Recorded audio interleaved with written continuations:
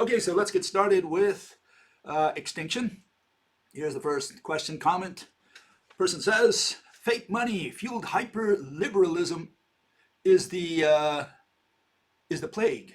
Oh, okay, so fake money fueled by, I guess, by hyper liberalism is the plague. That's the problem. Okay, has led to environmental destruction, individualism, breakdown of the family, and all variety of other ills. Crypto ransom attacks are being done by intelligence agencies. Okay, cyber pandemic to follow the world nonsense, the COVID nonsense, and allows them to bring heavy controls down the line. They're going to be controlling us. You know, the elites. And another fellow answers, first guy says, the elite cabal do all these psyops, okay? They use fear to make us sheep believe their narrative to control where they want to steer us. They don't want us to own any crypto. Lots of people do politics and they have strong opinions. And all I can say is, first, here in this town, we try to do science and not religion. Politics is a branch of religion. Politics is about opinions and recommendations, how the world should be run. And boy, we have 8 billion opinions on planet Earth. Everybody has an opinion and a recommendation of how everything should be done. We're all experts on our opinions. Incredible. What a coincidence. And no, I'm saying, you should stray away from opinions, from politics. I'm saying, you have to try to do extinction. In other words, you try to do explanations, okay? And here's my answer. Is there a global cabal?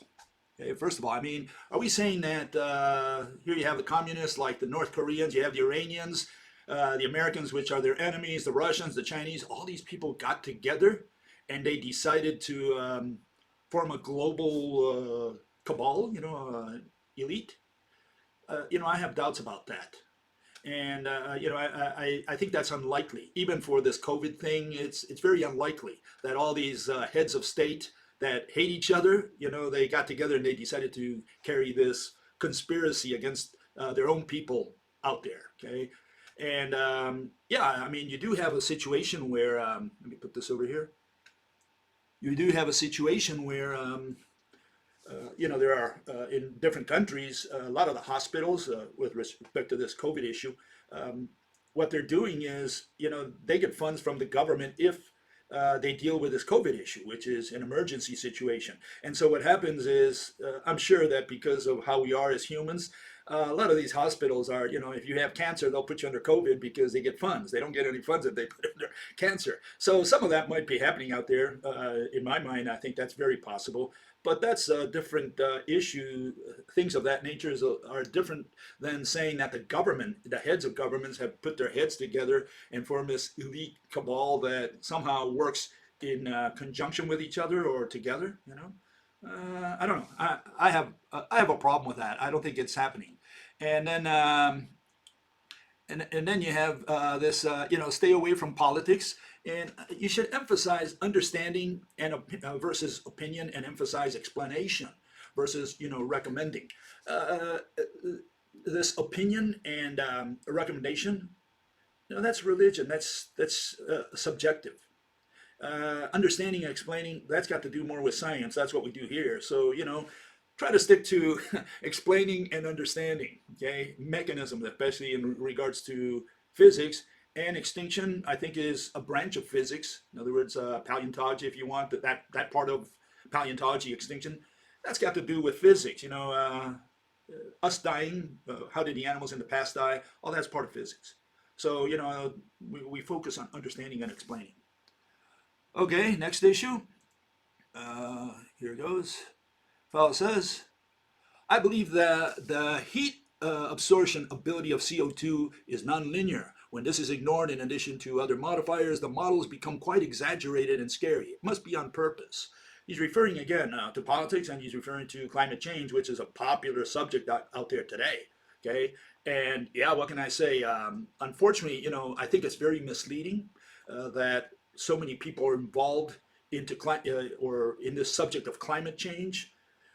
I think it's totally irrelevant, at least with respect to extinction. It has no bearing whatsoever. Not a single species in the history of life on Earth ever died because of climate change. Okay, and that's again, talked about that in the past, but in general, a lot of people think that maybe the animals in the past that died in mass extinction, especially, died because or disappeared. They became extinct because there was a climate change that somehow affected the plants. The plants disappeared, and then the herbivores disappeared, and then the carnivores disappeared. That's their reasoning, and they don't go beyond that.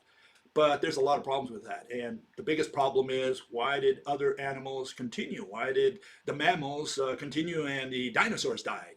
Specifically, when it was a chronological extinction. The animals that died not only were the big ones and the masters, the rulers of the planet, but they were the old species. And it turns out that's the same thing that happened at the end of the Jurassic, Triassic, Permian, Carboniferous, Ordovician, all of them, you know. What you have is the old species die and the new ones continue. No asteroid, no climate change, no disease can do that. And again, you have the issue on land and in the seas.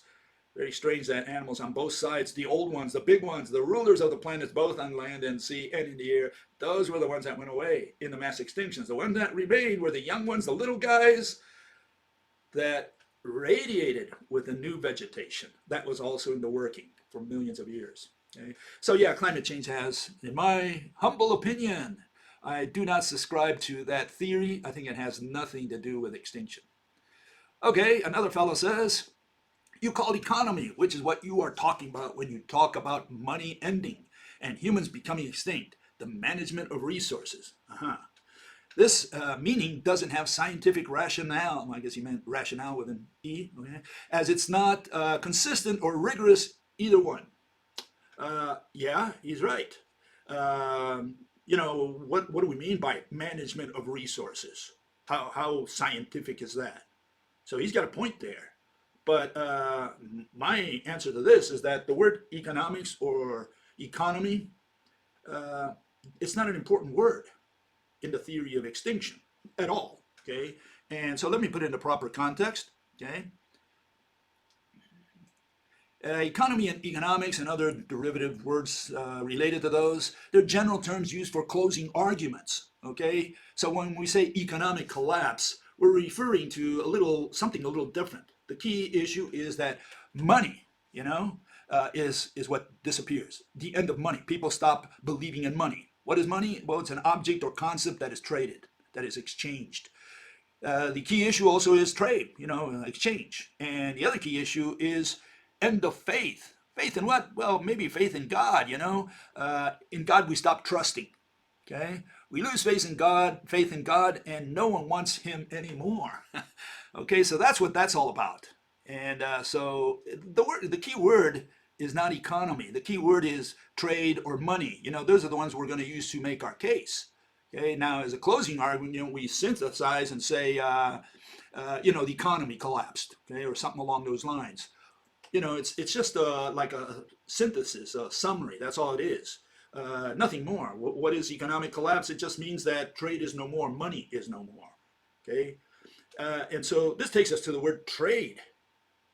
And what people have in mind usually is that trade has to do with, a seller and a buyer. Okay? And I have a problem with that. Serious problem with that. Seller and buyer, that's known as communism. Okay? When you have a seller-buyer situation, you have communism. And that's not very equitable. Okay, it's not very nice to have a seller and a buyer. Okay, that's known as communism. Let me go through them. I mean, you have these situations. You have seller-buyer. You can have a buyer-buyer, and you can have a seller-seller. So let me go through those so that you understand the difference. Okay, so we have this situation. You have a seller-buyer situation, and that's known as communism. Okay, you have a giver and a taker. Okay, put Freddie the Freeloader, for those who know who he was, Red Skelton. He did this bit, Freddie the Freeloader. And you have someone who gives and another one who receives. And you say, well, the receiver gives something in exchange. No, because if he gives something in exchange, he's a seller. He's not a receiver. He's not a buyer. He's a seller. Okay, so seller-buyer is communism. Someone gives, the other guy receives. Okay, and that situation is not very equitable. Okay, and you can take it from communist president of the United States, Mr. Abraham Lincoln, who said, all men are created equal. And his Secretary of War, Edwin Stanton, said, "You're mistaken, Mr. President." And that's why he had him murdered. Okay, so no, seller buyer, that's communism. Okay, what's buyer buyer? Here's buyer buyer. Okay, and this is this ideal society that some people out there have, that we're going to evolve into a workless society where I guess the robots do all the work, and we just sit back and have 24-hour leisure and just receive. It's the world of heaven. All the angels out there, they're all equal, and so they don't have any responsibilities. I don't think playing the harp is a responsibility. It's just leisure, and they just receive. They somehow live, manna. It comes from heaven. It's free. We all receive. We're all buyers. We're all recipients. And that's an idealistic society that some people have in mind. They think that's going to eventually evolve. Is that how we're going to live for the next million years or billion years here on earth, eternity, essentially? And we're just going to be receiving manna from heaven. The robots do all the work. We don't do anything. Great society. No, I think that's after you die. Then you go to heaven. Hopefully you go to heaven, right? And then you become a soul lost in the clouds. Then maybe you'll get that world. But I don't think you'll get it here on earth. Okay, so what's the other one? Well, the other one's known as capitalism, and that's seller-seller. Okay, you have a seller-seller situation. Everybody sells something. I sell you money, and you sell me the yacht. Okay, and that's known as capitalism, and that's how the system really works. Everybody has capitalism here on earth, even in Cuba, North Korea, and China. They call themselves communist countries. I don't think so. They have a seller-seller society, primarily, where everybody hustles, does something, and trades whatever they made, or in the case of services, whatever service they provide for something else. Okay, so the seller-seller society is what I'm saying is going to die. Okay, because once no one wants the currency used for all these transactions, which are money in different forms. Again, it's just an object that we trade. It could be a concept that we trade, an illusion that we have that something has value that we want. Could be money. It could be a number in a computer. It could be cryptocurrency. What is cryptocurrency? Just a number. In fact, it's a code. It's not even a number. And we're going to be like that, for the next billion years? What other type of currency can you imagine than the abstractions that we have today? So again, to think that we're going to be trading for the rest of eternity, when our economy right now is global economy, as I see it, is grinding to a stop. Well, I don't know. I don't think it's ever going to happen that we're going to live forever, that we're going to be exchanging goods forever. No, at some point, money is going to die. We're going to lose faith in money. And the reason we're going to lose faith in money is that the value of money, whatever we use for transactions, the currency, is going to go so low and more people will be at the lower end of the receiving end of that money, that it's not even going to be worthwhile to work, because you can barely make it with that to the end of the month. And more people will be at that level. At some point, people will start going out, breaking windows, complaining in different countries of the world. And at some point, the system is going to break down. The elites, the elite cabals, as this fellow said, won't be able to handle the situation anymore. What are they going to do? Print more money? What fiscal and monetary policy are they going to introduce when it's so limited today already? And what are they going to just put more money in circulation? Devalue the coin even further? So at some point, things are going to break down, because you cannot create more and more wealth, okay, and especially smaller percentages. It's going to be a decreasing creation of wealth and spread among ever more people. That's what you're going to have, a situation like that, where at some point people are just going to start complaining because they can't make it to the end of the month. They can't pay their rent. They can't buy all the food with the money you give them, or just barely there, and more people will be at that level. So at some point, the global system will collapse, and I think it's coming down to down the hall. It's very close by. When is it going to happen? People always ask. Well, that's religion. That's astrology. I don't have a crystal ball to tell you what day it's going to happen. It's going to happen in the year 2023 on the 1st of May. No, I can't tell you that. All I can tell you, we can't be going too far. I doubt very much we're going to go past mid-century. I'm not even sure we're going to make it to mid-century. So this is it, folks. Be prepared. We may be the last humans on Earth, last generation of humans on Earth. So look around you. Those people, we're all part of that generation that, shuts the light on Earth. Okay. So here's a summary of those three possibilities. We have the seller-buyer, that's communism. We have the buyer-buyer, that's an unemployment society. You can call it a leisure society, maybe. Okay, everybody just receives, and I guess the robots do all the work. Whatever works out there. I don't know if they'll be doing services. What are we going to be doing? Just exchanging bitcoins through the internet? What kind of services are we going to be doing? Oh, none, because it's an unemployment society. That's true. So nobody does any work, right? Great society, if you can imagine it. Maybe in heaven. And then you have the seller-seller society, which is the one that's worked so far in civilization, since we started civilization, since we started commercial farming, okay?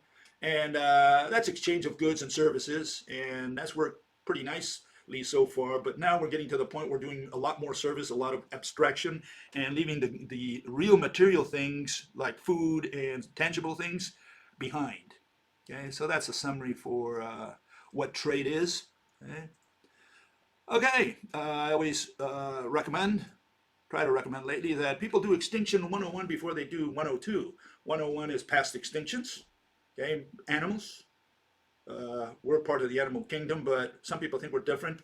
We usually say, oh, he's an animal, that's an animal, okay, over there, but we're animals too. But, you know what I'm saying. I'm saying that we had past extinctions, mass extinctions, and certain types of animals, and complete orders of animals disappeared massively in a short period of time, geological time. And we want to understand that process, what happened to them. And you can't use asteroids, you can't use catastrophic agents such as volcanoes and, supernovas, things of that nature, because you would not be able to explain the only thing a mass extinction theory has to explain, which is selectivity. You have to explain how Mother Nature selects one order and allows another one to continue.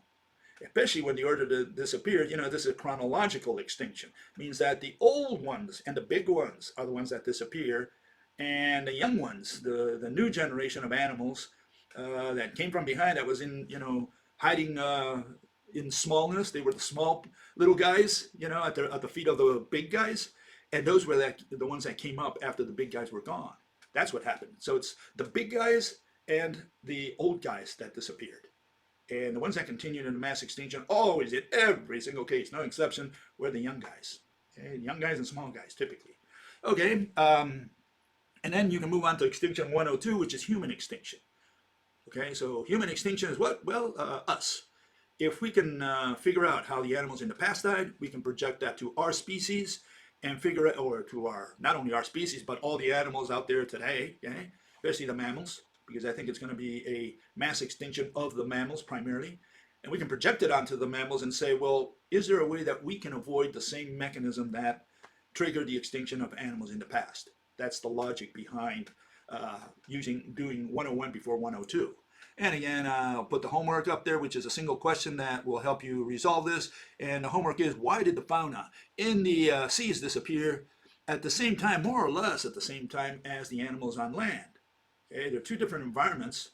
Why would they disappear more or less at the same time, maybe within a few thousand years, but geologically speaking, about the same time? Why did they disappear at the same time? If you can answer that question, maybe you have zeroed in on the mechanism of a mass extinction.